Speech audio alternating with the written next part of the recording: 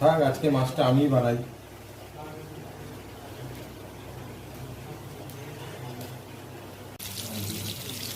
একটু আলু ভাজা হয়ে গেলে স্বাদ মতো নুন দিতে হবে।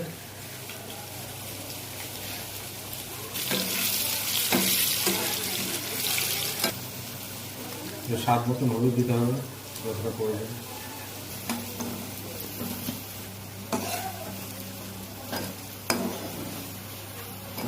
ভাজা হয়ে গেল, এবার পটল ভাজতে হবে।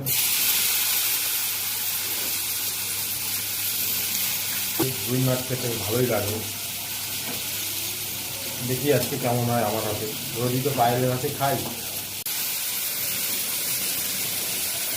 মশলা দেওয়া হলো, এর মধ্যে আছে আদা, রসুন, পেঁয়াজ আর লঙ্কা বাটা, মিক্সিংয়ে বাটা করা হয়েছে।